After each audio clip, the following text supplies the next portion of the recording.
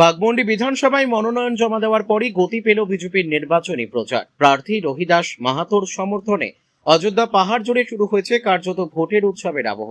শুক্রবার অযোধ্যা পাহাড়ের হিলটপ এলাকায় দেওয়াল লিখনে অংশ নিলেন বিজেপির আদিবাসী নেতা তথা প্রাক্তন পুরুলিয়া জেলা বিজেপির সহসভাপতি কেদার সিং মোরা। নিজে হাতে তুলি তুলে নিয়ে প্রার্থীর নামে দেওয়াল লিখন করতে দেখা যায় তাকে।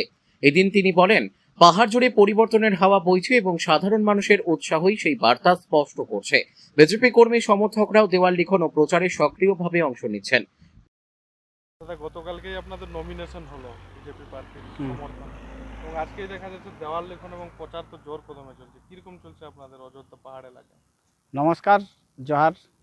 দেখুন, গতকালকে আমাদের প্রার্থী ভারতীয় জনতা পার্টি রহিদাস মাহাতো নমিনেশন হয়, এবং নমিনেশন হওয়ার সাথে সাথেই আমরা অযোধ্যা অঞ্চলে সমস্ত কর্মী সঙ্গে নিয়ে আজকে পুরো দমে এই হিলটপ এরিয়া এবং পুরো আমাদের যে 9টা বুথে আছে পুরো দমে আমাদের দেওয়াল লিখন, প্রচার, ফ্ল্যাগ টাঙানো সমস্ত কাজ এবং হোর্ডিং এই সমস্ত কাজ চলছে।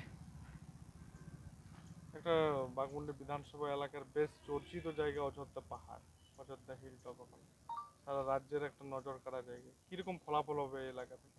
দেখুন, আমরা মানুষের কাছে যেভাবে সাড়া পাচ্ছি, এই দেখুন দেওয়াল লিখন দেখতে দেখতে অনেক মানুষ আমাদের দেওয়াল লিখন দেখছে এবং আন্তরভাবে তারা সাপোর্ট করছে। তো সেই থেকেই আমরা বুঝতে পারছি, আপনি বুঝতেই পারছেন তাহলে মানুষের কীরকম সাড়া আছে।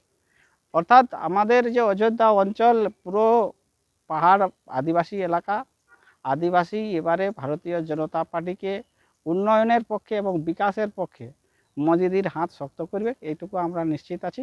একদম পুরো দমে সবাই কাজ শুরু করে দিচ্ছে, এবং এখানে তৃণমূলের যে অন্যায় অত্যাচার, এই তৃণমূলের মদতে অযোধ্যা পাহাড়ের যে জল জঙ্গল জমি, ফরেস্ট জমি দখল করে রিসোর্ট হচ্ছে, এইগুলোও আমরা বন্ধ করে দেব এবং তার বিরুদ্ধেই লড়াই। এবং সেই জন্যই আদিবাসী মানুষের নিজেদের অস্তিত্ব রক্ষার জন্য আগামী দিন এই যে সামনে আসন্ন যে বিধানসভা নির্বাচন আমাদের প্রার্থীকে দুহাত তুলে আশীর্বাদ করবে, এমনি আমরা আশাবাদী আছি। তৃণমূল তো প্রচারে নামছে মমতা ব্যানার্জির বিভিন্ন উন্নয়নমূলক প্রকল্পকে নিয়ে, আপনারা কিভাবে প্রচার করছেন? দেখুন, ওদের সবই তো ঢপবাজি আছে। ওদের উন্নয়নের কথা আর সাধারণ মানুষ বুঝে গেছে, ওটা আর তাদের সেই কথায় তারা আর বিশ্বাস করছে নাই। ওরা যে লক্ষ্মী ভাণ্ডারের কথা বলছে 1500 টাকা, আমরা বিজেপি সরকার ক্ষমতায় এলে আমরা 3000 টাকা, এবং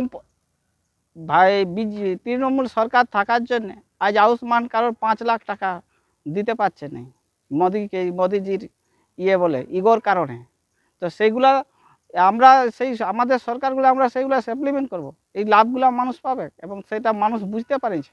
ওদের মিথ্যা প্রতিশ্রুতি আর কোনো মতেই কাজে লাগবে না। ওরা নিশ্চিত আছে 2026-এ ওরা পশ্চিমবঙ্গ থেকে একদম ঘাসফুলের শিকড় সমেত উপরে ফেলে দেওয়া একদম নিশ্চিত আছে, এবং সবাই করবে। পশ্চিমবঙ্গের মানুষ, সমস্ত মানুষ, শুধু আদিবাসী নাই, সবাই মিলে করবে। কারণ এই 15 বছরে এই তৃণমূল সরকারের যে অন্যায় অত্যাচার, মানুষের যে মিথ্যা প্রতিশ্রুতি, এটা পশ্চিমবঙ্গের সমস্ত শ্রেণীর মানুষ বুঝে ফেলেছে। আজকে দেখুন যে আদিবাসী হোস্টেলগুলো বন্ধ হয়ে আছে। পুরুলিয়া জেলায় আমার কাছে যে তথ্য আছে 100-র উপরে আদিবাসী হোস্টেল বন্ধ হয়ে আছে। তো এগুলো সব বুঝে গেছে মানুষ। ভারতীয় জনতা পার্টি এবং তার পক্ষে একমাত্র তাদের উপরে ভরসা আছে, এই ভারতীয় জনতা পার্টি, তার পক্ষে সবাই।